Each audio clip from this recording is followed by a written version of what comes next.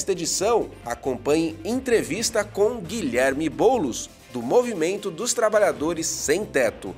E a reportagem da semana mostra um pouco do que foi a primeira feira de inovação organizada pelo EasyTech. Veja agora a sessão no ponto.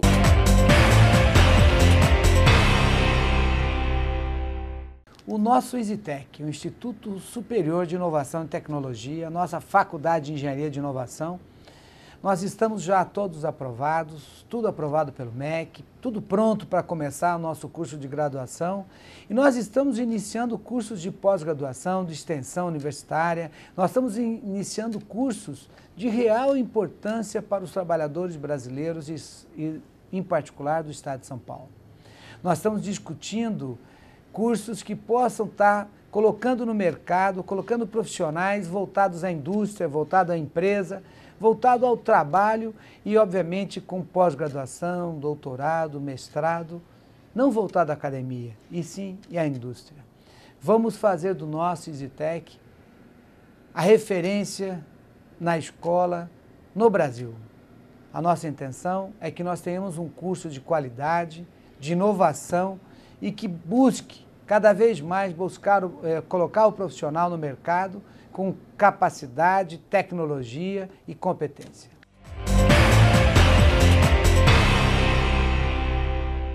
Estamos na entrevista do Jornal do Engenheiro e nesta edição vamos falar sobre um movimento social específico e que tem causado furor aí na cidade, o Movimento dos Trabalhadores Sem Teto. E eu recebo aqui o membro da coordenação nacional deste movimento, Guilherme Boulos. É um prazer recebê-lo aqui, Guilherme. O prazer é meu, obrigado pelo convite. Guilherme, nesta democracia recente em que vivemos, as pessoas ainda estão tentando entender o regime democrático e também, claro, os movimentos sociais. E a gente acessando aí o noticiário recente, a gente viu o movimento dos trabalhadores sem teto reivindicando melhoria da telefonia celular. E as pessoas até podem se perguntar, poxa, o que tem a ver com a causa principal do movimento? Eu queria que você respondesse para nós. Qual que é a relação do movimento com essa temática? Veja, o Movimento dos Trabalhadores Sem Teto, naturalmente, é um movimento que busca moradia digna, né? Mas não só, né? A gente busca direitos sociais que são negados aos trabalhadores como um todo, né?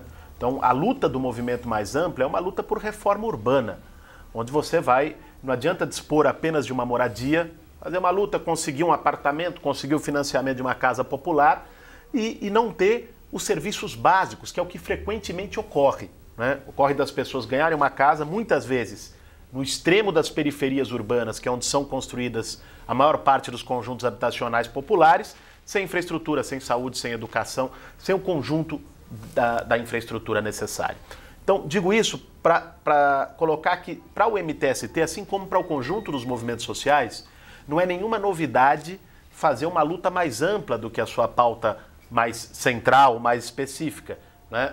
É uma luta que a gente considera legítima e que o movimento possa desenvolver e desenvolve. No caso da telefonia, em particular, nós sabemos que desde o processo de privatização da telefonia no país, a privatização do sistema Telebrás, você tem, claro, você teve uma expansão do serviço, que não foi decorrente da privatização, foi decorrente do avanço tecnológico, de sinais, de cabos, enfim, que permitiu a telefonia celular atingir o patamar que atinge hoje, mas ao mesmo tempo, né, você teve um serviço no Brasil que é muito ruim, muito precário, né?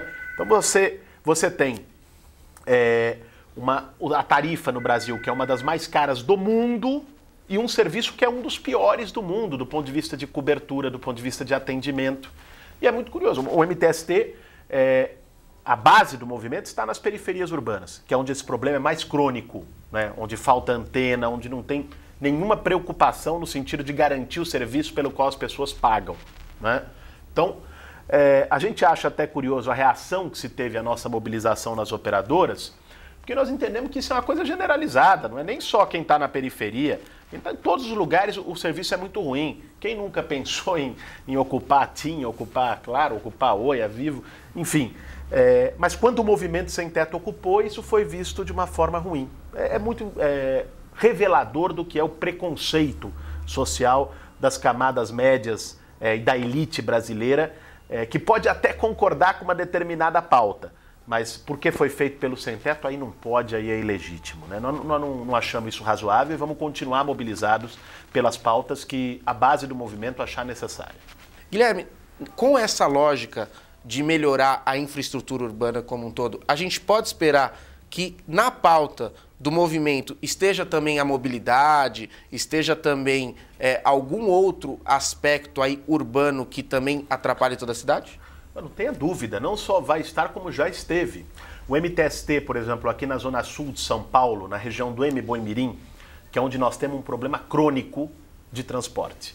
A estrada do Mboi-Mirim é a única via que leva aproximadamente 600, 700 mil pessoas que moram no fundão do Jardim Ângela para a região de Santo Amaro e para o centro da cidade, né?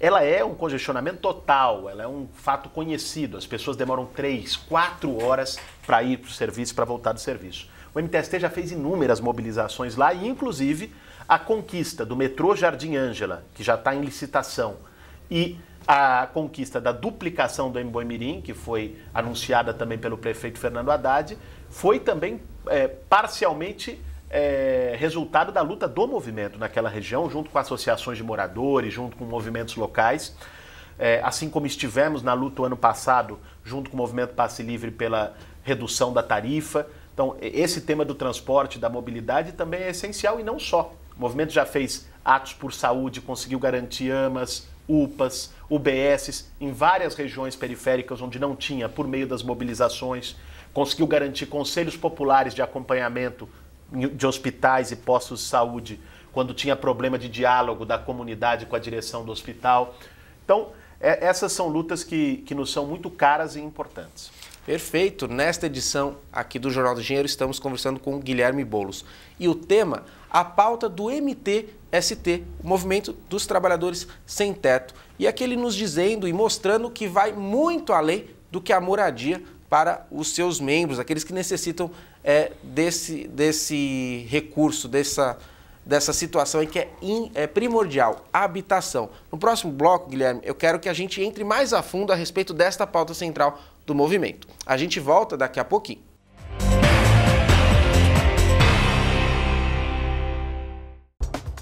Os associados ao CESP contam com uma assessoria jurídica própria, sempre pronta a esclarecer todas as dúvidas. O atendimento é feito de segunda a sexta-feira, das 10 às 18. Entre em contato e saiba mais.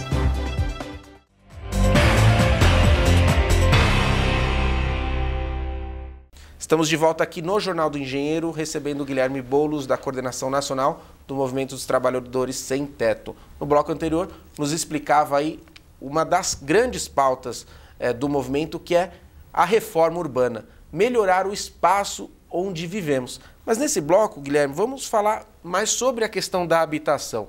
Primeiro, o que é esse movimento, como ele surgiu e como é basicamente a sua atuação? Veja, Fábio, o MTST surge em 1997, né, já fazem 17 anos, na luta por moradia em várias capitais brasileiras. De lá para cá, o problema da moradia se agravou muito no país. Hoje nós temos um déficit habitacional, isso é, um número de famílias que precisam de moradia, de mais de 6 milhões de pessoas. 6 milhões de famílias, desculpe, isso dá mais de 20 milhões de pessoas que sofrem diretamente com o problema da falta de moradia no país. Né? E isso tem se agravado cada vez mais por conta do aumento dos valores do aluguel urbano nas grandes capitais brasileiras. Né? É impressionante como nos últimos 5, 7 anos você tem uma especulação imobiliária brutal nas cidades que se refletiu no aumento do preço dos imóveis e também no aumento no valor do aluguel. As ocupações, por isso, têm explodido e se expandido muito de um ano para cá, né? Porque cada vez mais as famílias estão enforcadas e não conseguem mais pagar aluguel. Frequentemente chegam pessoas do movimento e dizem, olha, eu não consigo mais, eu compro o leite da criança ou eu pago aluguel no final do mês. E essas pessoas são quem vai para as ocupações. É importante que se diga, até para desfazer um preconceito social, de que ocupação é oportunista, de que ocupação é de quem não quer trabalhar. esse tipo de preconceito elitista que paira muito sobre o movimento, que as pessoas não fazem ocupação porque querem. As pessoas ocupam porque não tem outra alternativa. E porque ao mesmo tempo que há milhões de pessoas sem alternativa, há uma série de terrenos ociosos sem função social usados para especulação imobiliária nas grandes cidades. O papel do MTST nesses anos todos, de maneira mais intensa no último período, tem sido organizar essas milhares de famílias sem teto para buscar a moradia digna por meio da organização, da mobilização e da ocupação de espaços ociosos nas cidades. E Guilherme, a gente vê aí pelas matérias, declarações já suas, e queria que você explicasse melhor para nós o seguinte. A estratégia é exatamente esta, ocupar, né? Porque questão de só simplesmente negociar, se reunir, representar o movimento, isso daí não é o principal de vocês. O principal é ocupar mesmo, é isso? Veja, não porque nós queiramos. Se você juntar hoje um grupo de 500 famílias sem teto, né, e buscar, bater na porta do secretário de habitação, de onde quer que seja, para dizer, olha, esse pessoal está precisando de moradia, a chance de você ser ouvido é muito pequena. O que faz com que os movimentos sejam ouvidos é quando eles ocupam e se mobilizam. No campo da moradia é isso. E os demais movimentos sociais, como as conquistas históricas no país, como teríamos hoje eleições diretas para presidente se não fosse mais de 1 milhão de pessoas nas ruas na década de 80 pelas diretas já, né? Teríamos várias conquistas alcançadas pelo movimento dos trabalhadores, desde os direitos trabalhistas, jornada de trabalho, 13º salário, tudo isso ao longo da história foi objeto de grandes mobilizações. Com o direito à moradia não é diferente. Isso não quer dizer que o movimento não negocie. O movimento, inclusive, ocupa como uma forma de pressão para poder negociar. Não é nosso objetivo favelizar, não é nosso objetivo ocupar uma área, botar alvenaria lá e fazer mais uma favela, porque a gente não quer que as pessoas saiam de uma situação muito ruim para uma pior. Nós queremos lutar por moradia digna e cobrar do Estado o seu dever de garantir moradia digna para os trabalhadores, para a população brasileira. Você falou a questão de 20 milhões de pessoas, né, com essa necessidade, e o movimento as representa. Mas do movimento mesmo atuante, quantos mais ou menos é o grupo de vocês? Hoje, no país, o movimento reúne em torno de 50 mil famílias, né, o que vai dar aí umas 150 mil pessoas que nos 7 estados em que o MTST está presente, estão organizadas com o movimento. Perfeito. Aqui em São Paulo, especificamente na capital, o nosso programa vai para o estado todo, mas aqui na capital, nós tivemos recentemente a aprovação do plano diretor. E, dentre as discussões, foi emblemático também a atuação de vocês diante da Câmara, falando, né, exercendo a pressão, negociando com vereadores. Queria que você falasse a sua avaliação e a do movimento a respeito desse plano diretor. Veja, é muito engraçado que se notou muito, um setor da imprensa até numa gritaria, bateu no movimento, como pode os vereadores se submeterem à pressão desse povo e não sei o quê. E esses mesmos meios que dizem isso, essas mesmas figuras que bradam isso contra o movimento, não se incomodam da pressão feita pelo engravatado nos bastidores, das grandes empreiteiras, dos grandes financiadores de campanha eleitoral, das grandes empresas que sempre determinaram os rumos das leis e dos planos diretores no país todo, né? Então, a pressão do milhão escondida, essa pode, essa ninguém reclama. E a especulação imobiliária vai moldando os seus interesses, né? Quando a pressão é popular, aí é um escândalo social, né? Não pode, os vereadores estão sendo pressionados. Isso é uma hipocrisia completa de parte da mídia e dos setores políticos no país. Agora, exatamente pela pressão do movimento popular organizado, incluindo o MTST, nós conseguimos que esse plano diretor de São Paulo fosse talvez o plano mais avançado do último período no Brasil todo. Recebeu agora, faz um mês, um prêmio da ONU como plano modelo, né, para desenvolvimento urbano, para diretrizes de desenvolvimento urbano.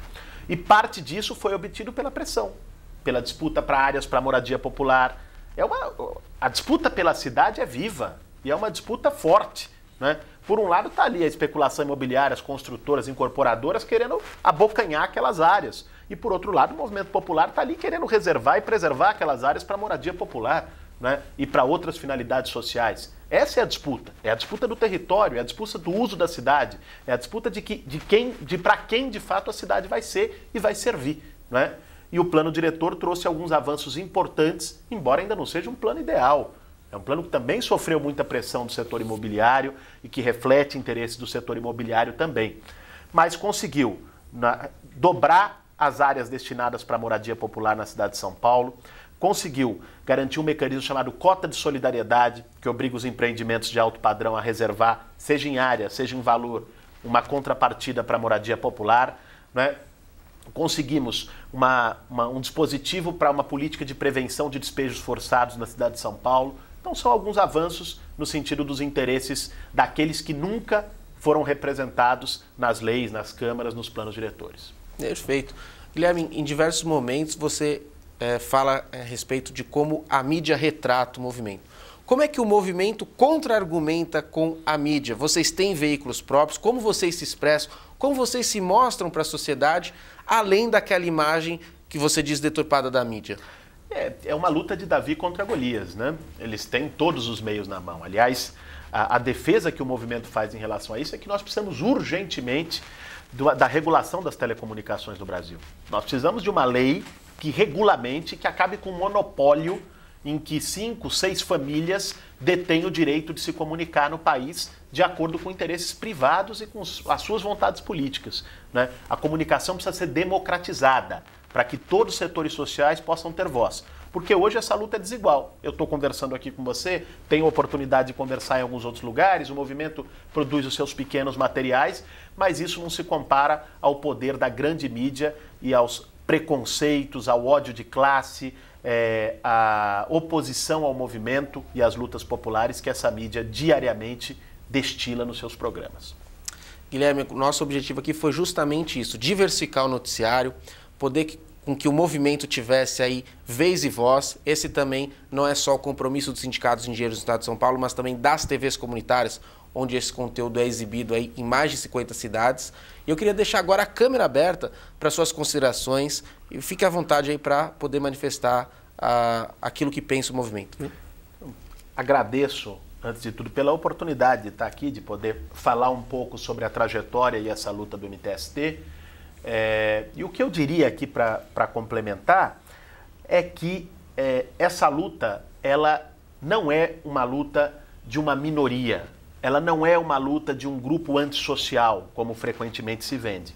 Ela é uma luta de uma maioria, uma luta daqueles que nunca foram vistos, né, que nunca foram ouvidos, que sempre estiveram escondidos em buracos, né, e que agora começam a se mobilizar, começam a ter voz e começam a exigir direitos sociais, né?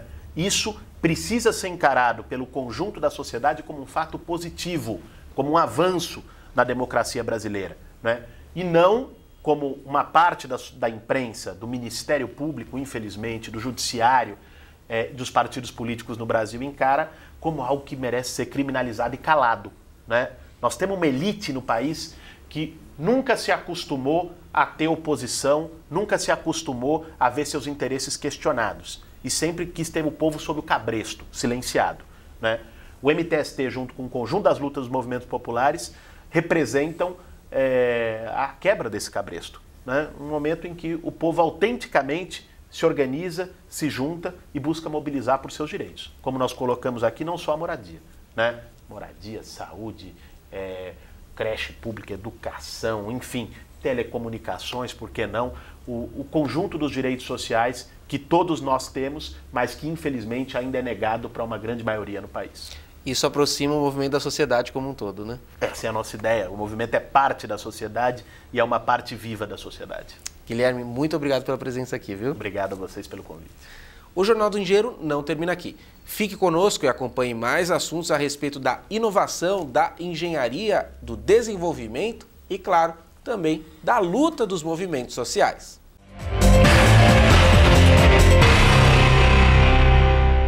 Nos dias 21 e 22 de agosto, aconteceu a primeira Feira Anual de Inovação de São Paulo. O evento foi promovido pelo Instituto Superior de Inovação e Tecnologia, o ISITEC, entidade educacional mantida pelo Sindicato dos Engenheiros no estado de São Paulo. É o único sindicato de categoria profissional na América Latina que tem uma faculdade Por quê? Porque se discute muito sobre engenharia, formação do engenheiro, e o nosso presidente, que é o presidente da nossa mantenedora, o Murilo de Campos Pinheiro, falou: olha, só de falar nós estamos cheios, também falar eu falo, vamos fazer. Fez uma escola com um currículo novo, com um currículo diferente, instigante, realmente voltado para o profissional do século XXI. A gente quer trabalhar mais envolvendo as pessoas, que as pessoas gostem de estar aqui. Tá? Então, provavelmente o ano que vem o evento será um pouco maior, com mais atividades interdisciplinares também.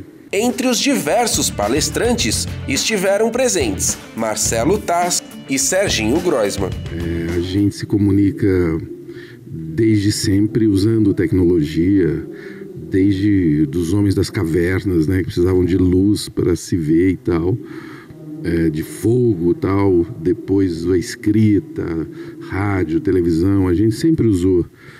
E essa era que a gente vive é que a gente acha que vive numa era especial, porque tem internet, iPad, etc. e tal, mas a gente, na verdade, sempre usou e sempre teve muita dificuldade, né, de aprender como usar bem a tecnologia. Eu acho que essa que é a tarefa de hoje.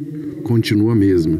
As pessoas têm mais acesso à tecnologia, e o que a gente precisa fazer é ter pessoas que tenham leitura, curiosidade, estrutura, para que possam usar essa tecnologia. Então, quando eu falo de investimento tecnológico, de empreendedorismo, eu não posso desassociar das pessoas e da formação das pessoas no uso dessa tecnologia. Quando nós fomos investigar a história desse espaço, que é o espaço onde a gente está montando o EasyTech, a gente viu que tinha uma história muito rica, inclusive nessa área cultural, que nos interessa, embora a gente seja uma faculdade de engenharia, mas nos interessa a parte cultural da nossa história, né? Então nós fomos atrás e descobrimos que passaram por aqui pessoas que hoje são personalidades do mundo artístico,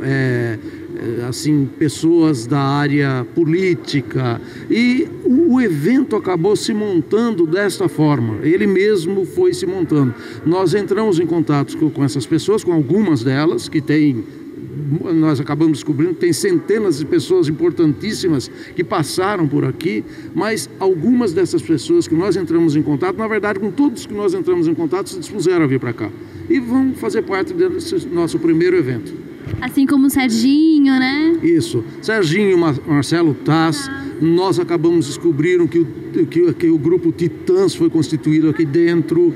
Então tem muita gente importante, né, que está na mídia, é da mídia e que vai colaborar conosco nesse projeto. Quando ainda nós não tínhamos o reconhecimento do Ministério da Educação, o que aconteceu no final do ano passado, nós já procurávamos, através da audiência de pessoas, através de discussões, através de debates e de reflexões, entender exatamente a importância da inovação, a importância do fazer diferente, do propiciar uma formação diferenciada para alunos de graduação na área de engenharia, a importância da metodologia e da relação,